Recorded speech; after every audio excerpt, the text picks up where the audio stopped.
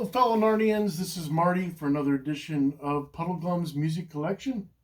I'm here today to talk about the origins of metal and hard rock, mostly how metal got started among Christians. As you know, in the early days, when the Led Zeppelins, the Black Sabbath, and later on the Judas Priest and the Iron Maiden, that the Budgies, all those people that brought heavy metal and hard rock and were legends for it. You know, they say Black Sabbath started it. Budgie was in there. A lot of other bands, you know, Deep Purple, all these guys, Led Zeppelin, started this thing called heavy metal. You know, Judas Priest kind of pushed it with Iron Maiden and a lot of different groups,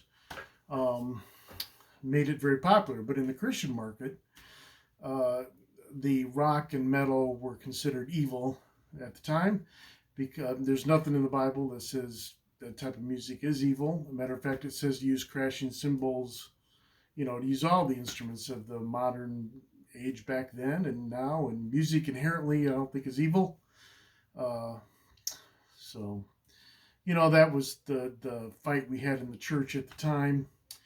After a while, it kind of changed. So there were Christians. It all started back. If you watch a new movie out that's called The Jesus Music, you can see all the beginnings of all that. People in the beginning, you know, you had bands in the early bands like the Crusaders overseas, and then you had Larry Norman, Randy Stonehill here.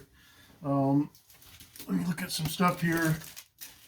So if you're looking in the early days, that started things off. I'm looking here for, yeah, here's Larry Norman. So a lot of these bands were in, you know, the secular way. They didn't know what to do with them. Some of them, like Larry Norman, came from a band called People. So, you know, you had different Christian bands on different labels. You know, you had your Mylons, that Mylon, which had Christian lyrics, even though he wasn't really living the Christian life. You know, he was on Cotillion. Here Larry Norman was on Verve, later on MGM.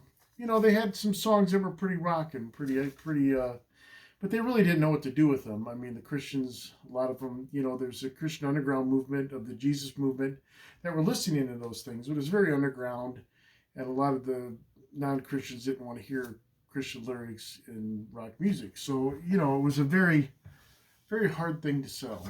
And, but things started changing. But there was a lot of these hippies were becoming Christians, and they started doing music that would kind of tell their life story and their testimony. And when they started out, they weren't even doing it to make money or anything. They were just doing it to evangelize. So that's where it all started from. And like I said, a lot of these secular labels there are bands like My Own Glass Harp with Phil Keaggy that later, you know, had his own career in the Christian contemporary music scene. So Glass Harp was another one on Decca Records. I had a lot of Christian lyrics to it that were more of a psychedelic kind of jam band, kind of Cream style music, Cream, Hendrix, that type of style. You know, and then you had bands in independent labels and other things. You know, you had bands like the Excursions. You know, Excursions were a very psychedelic three-piece band. Had a lot of great stuff to them. EXKU, Excursions. And you can find their stuff on Spotify, a lot of streaming stuff. But then the origins of the heavier music started coming out. And that's where I want to start with. Because, you know, there's a lot of the Christian groups that had a lot of country edge to them, a lot of pop. But the heavy stuff was really fought against for a long time. And like the Excursions came down early 70s. That was a psychedelic. That was kind of hard. You had bands like Agape that were playing pretty hard music that were in the early 70s. And even Petra and Resurrection Band came out in 72. Couldn't get any kind of record deal till later because nobody wanted to touch them. But eventually Petra did. I think that around 74, I think, Petra did this album, which is just called Petra. And it had a lot of heavier stuff on it, and it had a lot of blues on it, hard blues, and then it had a lot of country, and then it had some southern rock feelings to it. And the next one that came out in 77 for Petra still had a lot of that kind of southern rock and hard rock. They redid God Gave Rock and Roll to You from, you know, that were done by another secular group. And a lot of good stuff on here. This is where Greg Bowles came in and sang some songs, even though he wasn't really part of the band yet. Argent, by the way, did God Gave Rock and Roll to You, and then they redid it. So you had a lot of these independent labels doing stuff with some of the harder things, kind of. And then Resurrection Band, which was known as more of the harder edge stuff, was doing like a demo in '74, even though but nobody wanted to touch the stuff. Petra '77 had some really heavy stuff on it. You had bands then coming out in '78. You had like DeGarmo Key, and overseas you had bands like Jerusalem that were doing heavier stuff. They wouldn't come over here till later when they got a record contract with Pat Boone, but they were doing stuff over in Sweden really early. So the bands over there doing stuff. Then here in the early days, you had bands like Barnabas that were doing heavier stuff, had like a punk kind of new wave edge to it, but it was the very early '80s, late '70s, and they were doing stuff. So you had Barnabas, you had Bride that were actually called Matrix that were doing stuff early. Some of the Bride guys doing Matrix. So these are the bands that were starting it all off. I felt like it really started here with Resurrection Band. I felt like in 1978, Rez finally got a deal with a record company, which wasn't a deal. They were all done recording it. They did all the stuff. It's like, okay, we'll take it. So they did.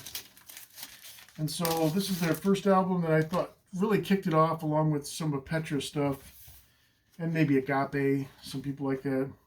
But this was the first time it was all crazy looking, and look at those guys in the back, heavy, had the Led Zeppelin, Sabbath feel to it. So that was all the beginnings of it all. After that, other bands would come out, and then, of course you had Barnabas. This is one of their later albums from '83, but this came out the same time as Stryper. So you had Barnabas that was very heavy, woman lead vocal here. There was a woman lead vocal in Resurrection Band, even though Glenn did a majority of the vocals. So you had a lot of this stuff going on. You had Daryl Mansfield, which was more blues based, but he had some heavier stuff going on back in the day. And then, of course, you had Bride, a lot of the earlier stuff. This is some of the later Brides. This is Snakes in the Playground, Kinetic Faith. And Dale Thompson's voice, he could sound like a lot of people. I mean, he was kind of, to me, almost the Ronnie James Dio of singing for Christian guys doing metal, even though he didn't exactly sound like Ronnie James Dio. He could do a lot of that stuff. He has anything from Guns N' Roses vocals to, he's a great vocalist. He is a great vocalist. So then we came around, about '83. You had bands like this. This came around about the same time as Stryper. Stryper started around '83 with coming out with their Yellow and Black Attack. Then there's Bloodgood was nearly around the same time up there in Seattle. So we have Bloodgood. This is their first album.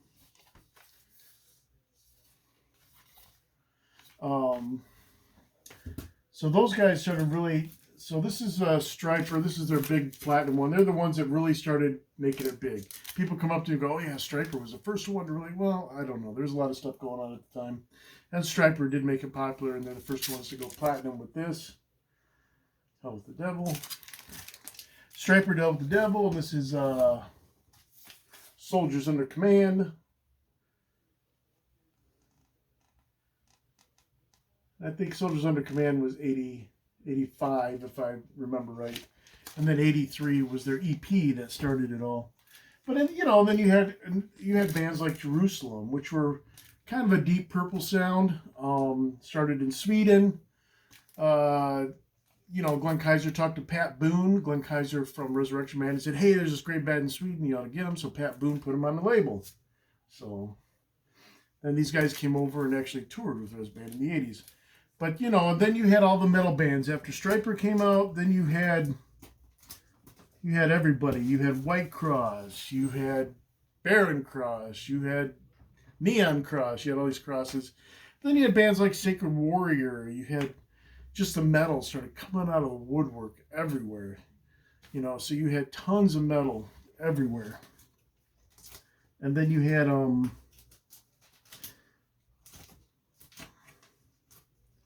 so yeah, so you had all these bands that were doing all this stuff, and so that was the beginning of all this heaviness, and a lot of it did start with Striper, and it was more of a glam metal band, but it did get heavier um, with a lot of other bands, and that's what the next part's going to be. This is part one.